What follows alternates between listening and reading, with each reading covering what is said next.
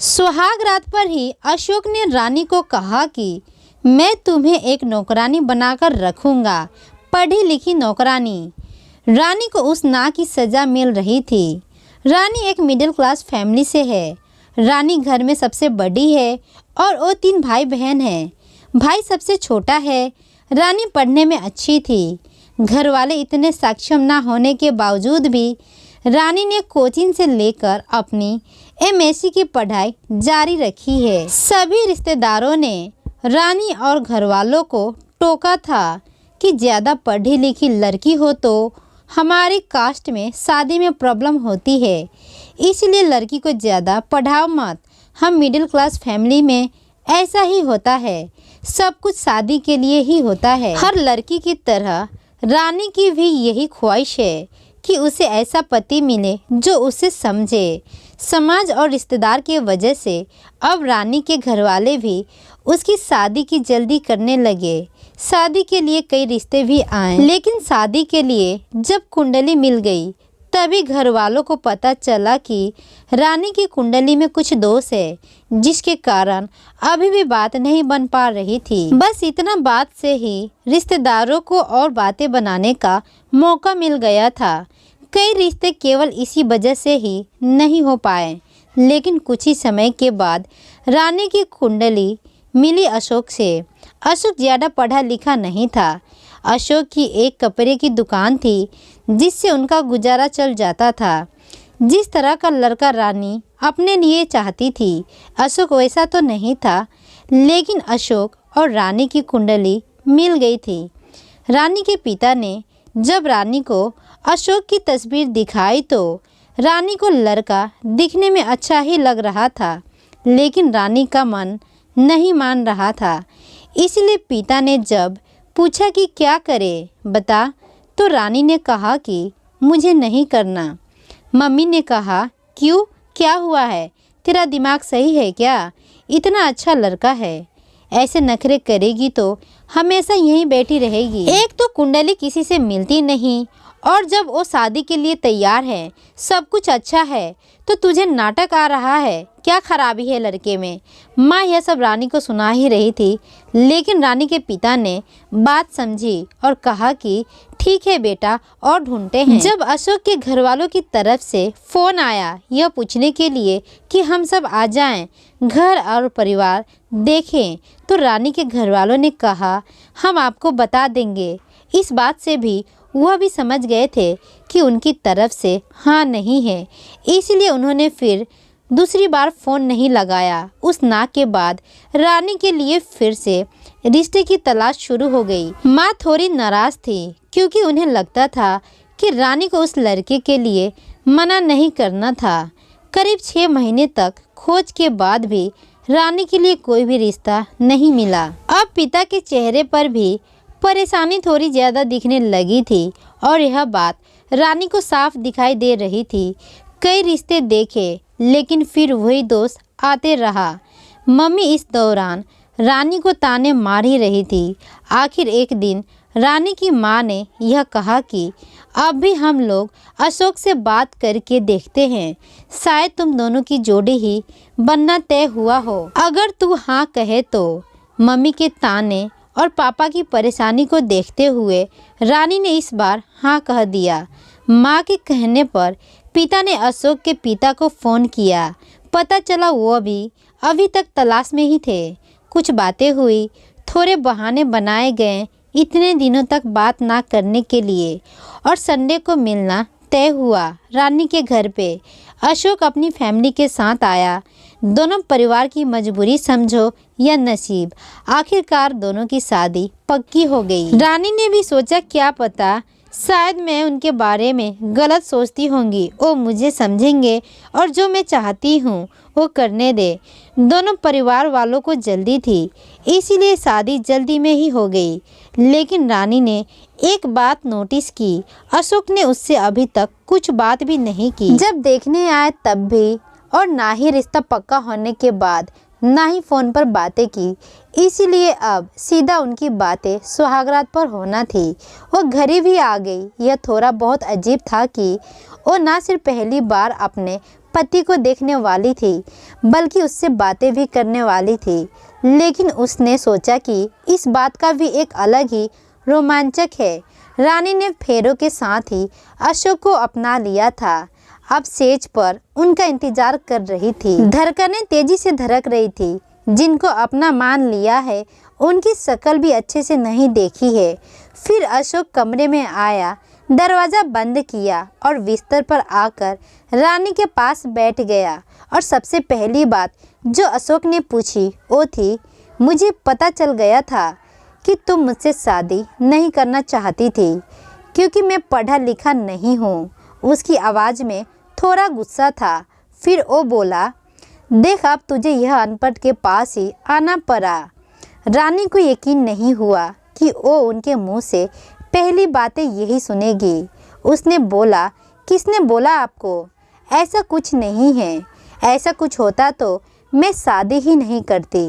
अशोक और गुस्सा हो गया। अरे चुप कर, वो तो तेरी शादी नहीं हो रही थी, इसीलिए तू मेरे पास आई है। तुझे पता है मैंने ये शादी क्यों की? तुझे सबक सिखाने के लिए। अब देखना तुझे कैसे मैं एक नौकरानी बनाकर इस घर में रखूँगा। एक पढ़ी लिखी नौकरानी और सुहागरात तो दूर की बात, मैं तुझे छूँगा भी नहीं। किसी भी लड़की के लिए पहली रात अपने पति से सुनना बहुत ज़्यादा परेशान करने वाली बात होगी। और रानी को इस बात ने बहुत परेशान किया। एक मिनट में उसे लगा कि क्या उसने कोई गलती कर दी शादी करके। उसकी आंखों से आंसू झरने लगे। सारी रात उसने बिना सोए निकाल दी। अगले दिन वो घर के काम में लग गई। सास ससुर का स्वभाव अच्छा ही था। काम करते करते उसके दिमाग में उनकी कई बातें ही चल रही थी। रात फिर अशोक कमरे में आया। रानी कुछ काम कर रही थी। अशोक फ़ोन पर अपने दोस्त से बात कर रहा था। कह रहा था कि मैं इसका घमंड ठिकाने पर लगा दूंगा और भी ना जाने क्या क्या। रानी के तो शादी और पति के अरमान पर जैसे पानी फिर गया हो। रानी का जी तो चाहा कि वो अभी घर चली जाए, लेकिन फिर उसे अपने घर वालों की परेशानी का ख्याल आया। फिर कुछ देर चुप रहने के बाद उसने सोचा, वो जो चाहे करे, उन्हें करने देती हूँ, लेकिन मैं अपना काम करती हूँ। तब से वो सिर्फ अपना काम करने लगी क्योंकि उसके पास और कोई चारा भी नहीं था। कहीं ना कहीं वो यह समझ गई थी कि अशोक उसे दुखी करना चाहता है। अगर वो उसका उल्टा करेगी तो ऐसा दिखाएगी कि उनकी इन बातों से उससे कुछ फ़र्क नहीं पड़ रहा है, तो शायद अशोक का यह खेल बंद हो जाए। आखिर पढ़ा लिखा होने से कुछ तो फ़र्क पड़ता है। रानी ने जीवन की इस सबसे बड़ी चुनौती को भी स्वीकार किया। उसने घुटने नहीं टेके। उसने सोचा कि रोना नहीं है, बातों को ठीक करना है जब तक उसके हाथ में है।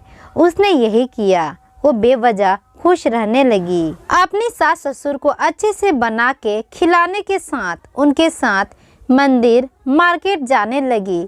चेहरे पर कोई परेशानी नहीं। अशोक यह सब देख रहा था। वो भी अपनी कोशिश में लगा था। करीब 20 दिन बाद ही उसके चेहरे का रंग उड़ने लगा। उसे लगा कि रानी को तो कुछ फर्क ही नहीं पड़ रहा है, तो वो इसी बात से दुखी होने लगा। इस दौरान उसके दोस्तों से बातें शेयर करना जारी था। रानी का यह प्लान काम किया। अशोक के सब्र का बांध टूट गया। और फिर एक रात जब रानी अपने कमरे में गई, तब अशोक ने दरवाज़ा बंद किया और ज़बरदस्ती उसे पकड़कर बिस्तर की ओर ले जाने लगा। लेकिन इस बार उसे रानी का वो रूप दिखाई दिया जो उसने सोचा भी नहीं होगा। रानी ने अपना हाथ जोर से झटका मार के छुड़ाया। कहा कि क्या कर रहे हो आप? अशोक जैसे घबरा गया। उस दिन सुहागरात पर आप कह रहे थे कि आप मुझे छुओगे भी नहीं, तो लगता है आज आपके उन आवारा दोस्त ने फिर आपको कुछ सिखाया है जो आप मेरे साथ ज़बरदस्ती यह हरकत कर रहे हैं।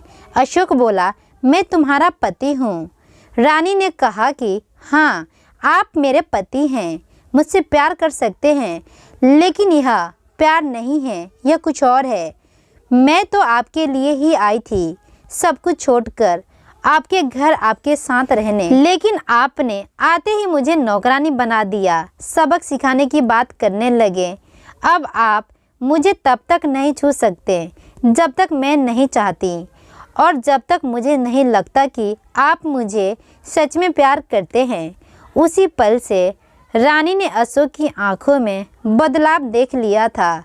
उसे पता था कि अशोक का गुस्सा उस गलतफहमी की वजह से है कि उस ना की वजह से, लेकिन उस बात से आगे बढ़ना होगा। अशोक बुरा लड़का नहीं था। उस रात के बाद वो रानी से नजरें भी नहीं मिला पा रहा था, चुपचाप रहने लगा था। समय बीतता गया। शादी को 5 महीने हो गए थे। रानी अब अशोक को परख रही थी और इस दौरान उसे समझ आ गया था कि अशोक कैसा है। एक ही घर में रहकर अपने ही पति के साथ ऐसा रहना अब उसे भी चुभने लगा। एक रात उसने कह दिया, छोड़ो सब पुरानी बातें, चलो ना एक नई शुरुआत करते हैं। मुझसे जो गलती हुई आप माफ़ कर दो। अशोक चुप रहा, कुछ नहीं बोला। आखिर रानी ने इतने दिनों तक उसे दूर रखा। रानी ने फिर से एक बार बोला, थोड़ा ज़्यादा प्यार से बोला, अरे छोड़ो, इधर एक बार देख तो लो, जो हुआ सो हुआ। इस बार अशोक पिघला मूड में दिख रहा था और रानी की आंखों में देखकर जैसे उसका गुस्सा पता नहीं कहाँ गया। बोला, तुम मुझे माफ़ कर पाओगी? रानी ने बोला, हाँ मैंने कर दिया। एक दूसरे से बात करने की ही देर थी। उस रात से उनकी नई शुरुआत हुई। दोनों को लगने लगा कि वो दोनों एक दूसरे के लिए ही बने हैं। आपको यह कहानी कैसी लगी कमेंट कर हमें ज़रूर बताएं। इसी तरह की अच्छी कहानियाँ आप यहाँ पढ़ सकते हैं। हमें अपना प्यार और सपोर्ट करते रहें। आशा करती हूँ ये छोटी सी कहानी से आपको कुछ सीखने को मिला होगा। ऐसे ही वीडियो देखने के लिए चैनल को लाइक, सब्सक्राइब व शेयर करना ना भूलें। धन्यवाद। राधे राधे। जय माता दी।